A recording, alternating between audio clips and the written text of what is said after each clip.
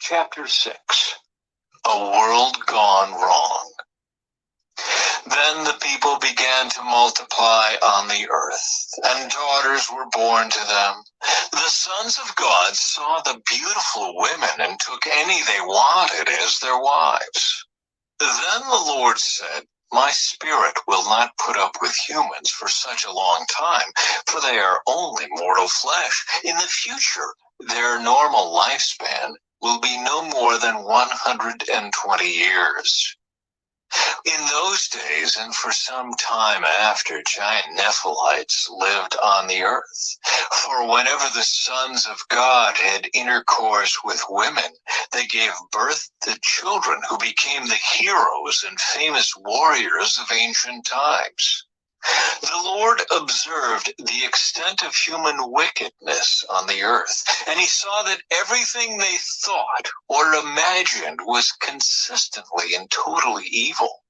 So the Lord was sorry he had ever made them and put them on the earth. It broke his heart. And the Lord said, "I will wipe this human race I have created from the face of the earth. Yes, and I will destroy every living thing, all the people, the large animals, the small animals that scurry along the ground, and even the birds of the sky. I am sorry I ever made them." But Noah found favor with the Lord. The story of Noah. This is the account of Noah and his family. Noah was a righteous man, the only blameless person living on earth at the time, and he walked in close fellowship with God. Noah was the father of 3 sons, Shem, Ham, and Japheth. Now God saw that the earth had become corrupt and was filled with violence. God observed all this corruption in the world, for everyone on earth was corrupt. So God said to Noah, "I have decided to destroy all living creatures, for they have filled the earth with violence.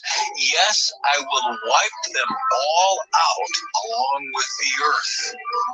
Build a large boat from cypress wood and waterproof it with tar inside and out. Then construct decks and stalls throughout its interior. Make the boat 450 feet long, 75 feet wide, and 45 feet high. Leave an 18-inch opening below the roof all the way around the boat. Put the door on the side and build 3 decks inside the boat, lower, middle, and upper. Look, I am about to cover the earth with a flood that will destroy every living thing that breathes. Everything on earth will die, but I will confirm my covenant with you. So enter the boat, you and your wife and your sons and their wives. Bring a pair of every kind of animal, a male and a female, into the boat with you to keep them alive during the flood. Pairs of every kind of bird and every kind of animal and every kind of small animal that scurries along the ground will come to you to be kept alive. And be sure to take on board enough food for your family and for all the animals." So Noah did everything exactly as God had commanded him.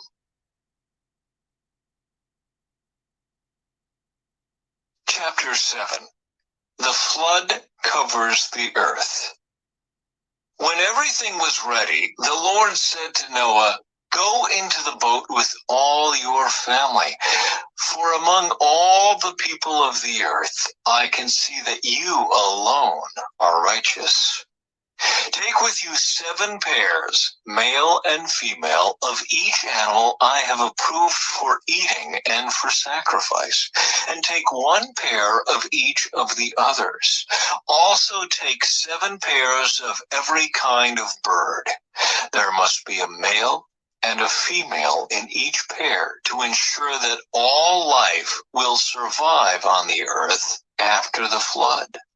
7 days from now, I will make the rains pour down on the earth, and it will rain for 40 days and 40 nights until I have wiped from the earth all the living things I have created." So Noah did everything as the Lord commanded him. Noah was 600 years old when the flood covered the earth. He went on board the boat to escape the flood, he and his wife, and his sons and their wives. With them were all the various kinds of animals, those approved for eating and for sacrifice, and those that were not, along with all the birds and the small animals that scurry along the ground. They entered the boat in pairs, male and female, just as God had commanded Noah. After 7 days, the waters of the flood came and covered the earth. When Noah was 600 years old, on the 17th day of the 2nd month, all the underground waters erupted from the earth, and the rain fell in mighty torrents from the sky. The rain continued to fall for 40 days and 40 nights. That very day, Noah had gone into the boat with his wife and his sons, Shem, Ham, and Japheth, and their wives. With them in the boat were pairs of every kind of animal, domestic and wild, large and small, along with birds of every kind. 2 by 2 they came into the boat, representing every living thing that breathes. A male and female of each kind entered, just as God had commanded Noah. Then the Lord closed the door behind them. For 40 days the floodwaters grew deeper, covering the ground and lifting the boat high above the earth. As the waters rose higher and higher above the ground, the boat floated safely on the surface. Finally, the water covered even the highest mountains on the earth, rising more than 22 feet above the highest peaks. All the living things on earth died: birds, domestic animals, wild animals, small animals that scurry along the ground, and all the people. Everything that breathed and lived on dry land died. God wiped out every living thing on the earth: people, livestock, small animals that scurry along the ground, and the birds of the sky. All were destroyed. The only people who survived were Noah and those with him in the boat. And the floodwaters covered the earth for 150 days.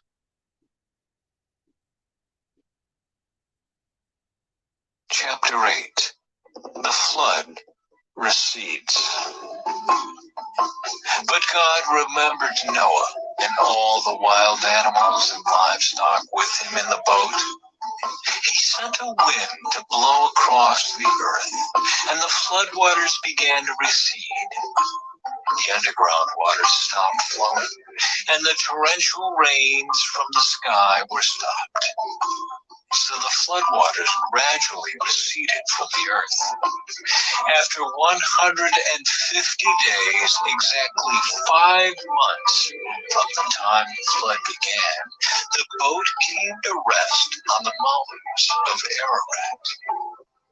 2.5 months later, as the waters continued to go down, other mountain peaks became visible. After another 40 days, Noah opened the window he had made in the boat and released a raven. The bird flew back and forth until the floodwaters on the earth had dried up. He also released a dove to see if the water had receded and it could find dry ground. But the dove could find no place to land because the water still covered the ground. So it returned to the boat, and Noah held out his hand and drew the dove back inside. After waiting another 7 days, Noah released the dove again. This time the dove returned to him in the evening with a fresh olive leaf in its beak. Then Noah knew that the floodwaters were almost gone. He waited another 7 days and then released the dove again. This time, it did not come back. Noah was now 601 years old. On the first day of the new year, 10.5 months after the flood began, the floodwaters had almost dried up from the earth.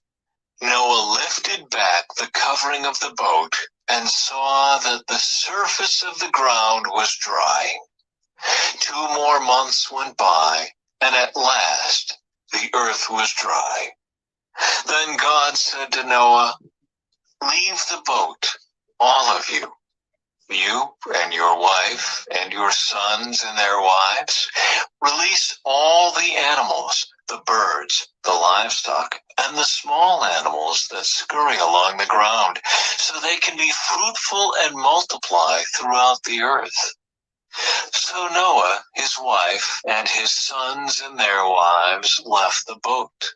And all of the large and small animals and birds came out of the boat, pair by pair.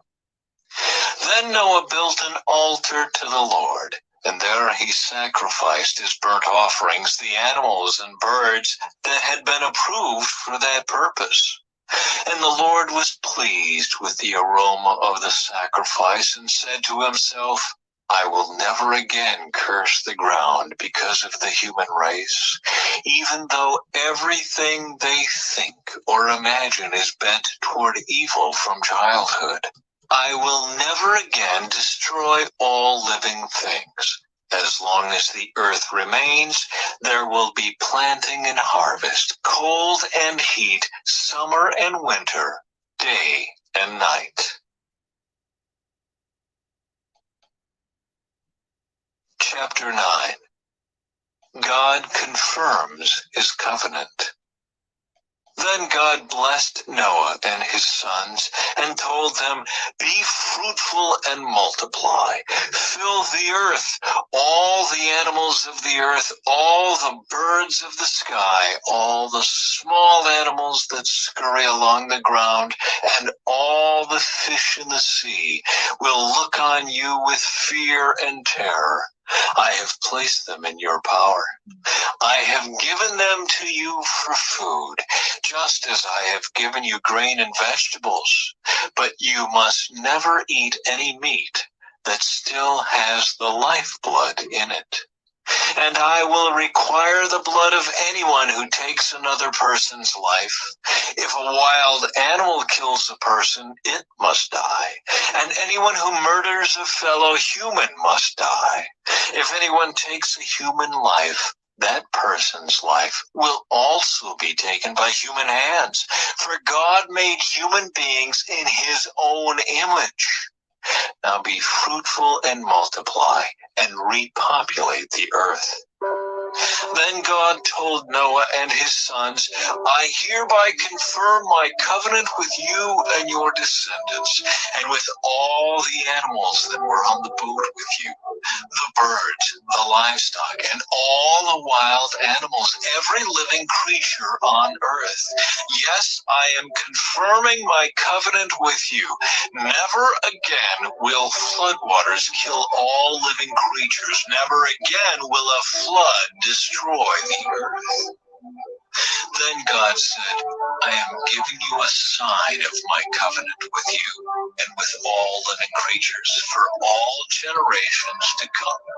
I have placed my rainbow in the clouds. It is the sign of my covenant with you and with all the earth. When I send clouds over the earth, the rainbow will appear in the clouds, and I will remember my covenant with you and with all living creatures. Never again will the floodwaters destroy all life. When I see the rainbow in the clouds, I will remember the eternal covenant between God and every living creature on earth. Then God said to Noah, yes, this rainbow is the sign of the covenant I am confirming with all the creatures on earth. Noah's sons. The sons of Noah who came out of the boat with their father were Shem, Ham, and Japheth. Ham is the father of Canaan. From these three sons of Noah came all the people who now populate the earth. After the flood, Noah began to cultivate the ground, and he planted a vineyard. One day he drank some wine he had made, and he became drunk and lay naked inside his tent. Ham, the father of Canaan, saw that his father was naked and went outside and told his brothers. Then Shem and Japheth took a robe, held it over their shoulders, and backed into the tent to cover their father. As they did this, they looked the other way so they would not see him naked. When Noah woke up from his stupor, he learned what Ham, his youngest son, had done. Then he cursed Canaan, the son of Ham. May Canaan be cursed. May he be the lowest of servants to his relatives. Then Noah said, may the Lord, the God of Shem, be blessed, and may Canaan be his servant. May God expand the territory of Japheth. May Japheth share the prosperity of Shem, and may Canaan be his servant. Noah lived another 350 years after the great flood. He lived 950 years, and then he died.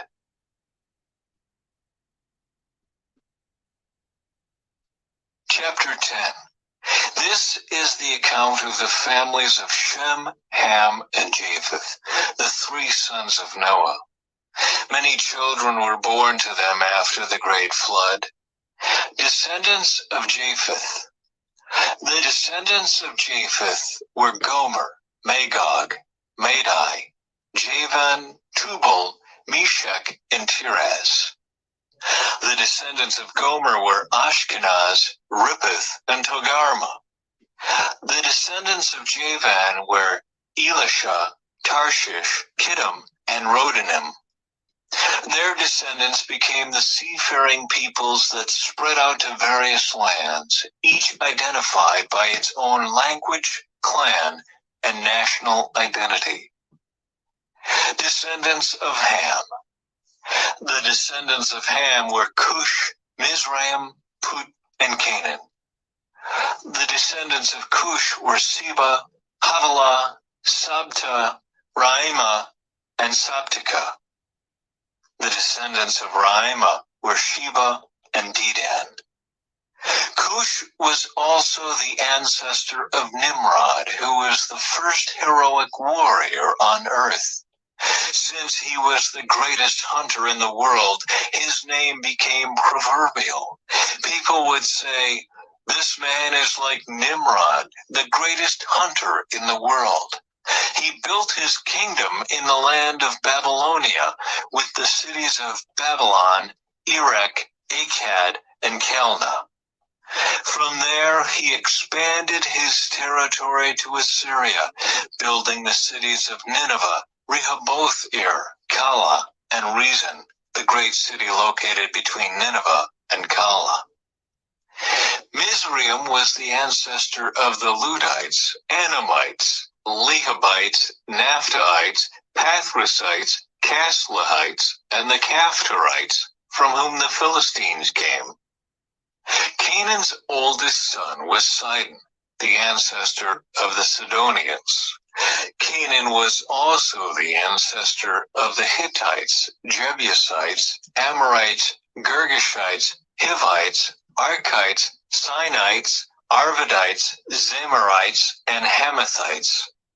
The Canaanite clans eventually spread out, and the territory of Canaan extended from Sidon in the north to Gerar and Gaza in the south, and east as far as Sodom, Gomorrah, Admah, and Zeboim near Lasha.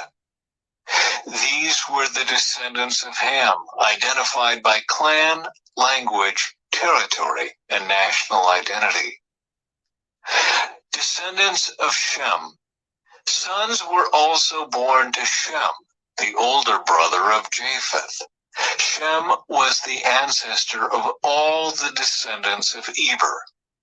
The descendants of Shem were Elam, Asher, Arphaxad, Lud, and Aram. The descendants of Aram were Uz, Hul, Gether, and Mash. Arphaxad was the father of Shelah, and Shelah was the father of Eber. Eber had two sons. The first was named Peleg, which means division, for during his lifetime the people of the world were divided into different language groups. His brother's name was Joktan. Joktan was the ancestor of Almodad, Sheleph, Hazarmaveth, Jura, Hadoram, Uzal, Diklah, Obal, Abimael, Sheba, Ophir, Havilah, and Jobab. All of these were descendants of Joktan. The territory they occupied extended from Mesha all the way to Sephir in the eastern mountains. These were the descendants of Shem, identified by clan, language, territory, and national identity. Conclusion. These are the clans that descended from Noah's sons, arranged by nation according to their lines of descent. All the nations of the earth descended from these clans after the great flood.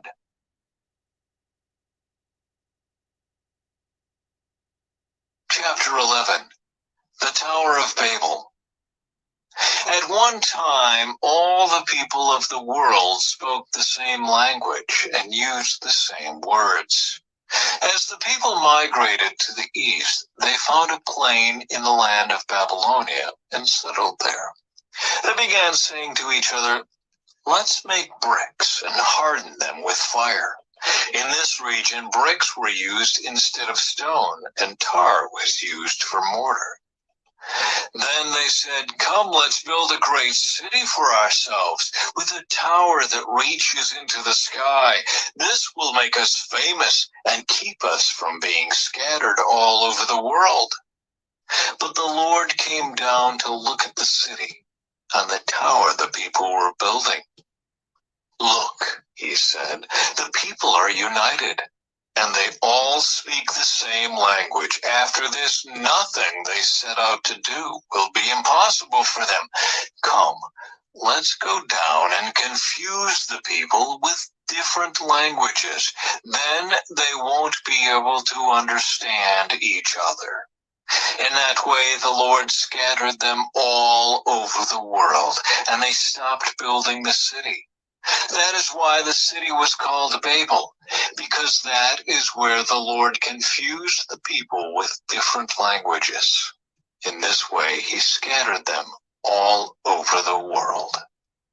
The line of descent from Shem to Abram. This is the account of Shem's family.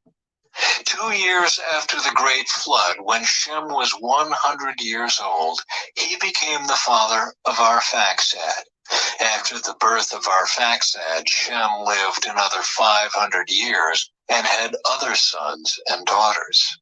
When Arphaxad was 35 years old, he became the father of Shelah. After the birth of Shelah, Arphaxad lived another 403 years and had other sons and daughters. When Shelah was 30 years old, he became the father of Eber. After the birth of Eber, Shelah lived another 403 years and had other sons and daughters. When Eber was 34 years old, he became the father of Peleg. After the birth of Peleg, Eber lived another 430 years and had other sons and daughters. When Peleg was 30 years old, he became the father of Reu. After the birth of Reu, Peleg lived another 209 years and had other sons and daughters. When Reu was 32 years old, he became the father of Serug.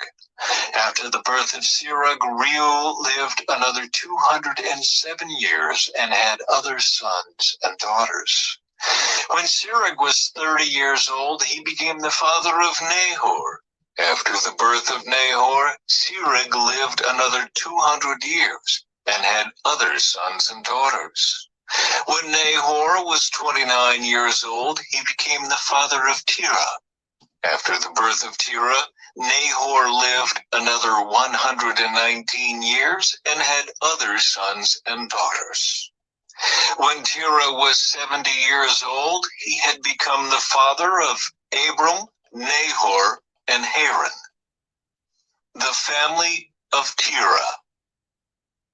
This is the account of Terah's family. Terah was the father of Abram, Nahor, and Haran. And Haran was the father of Lot. But Haran died in Ur of the Chaldeans, the land of his birth, while his father Terah was still living. Meanwhile, Abram and Nahor both married. The name of Abram's wife was Sarai, and the name of Nahor's wife was Milcah. Milcah and her sister Iscah were daughters of Nahor's brother Haran. But Sarai was unable to become pregnant and had no children. One day, Terah took his son Abram, his daughter-in-law Sarai, his son Abram's wife, and his grandson Lot, his son Haran's child, and moved away from Ur of the Chaldeans. He was headed for the land of Canaan, but they stopped at Haran and settled there. Terah lived for 205 years and died while still in Haran.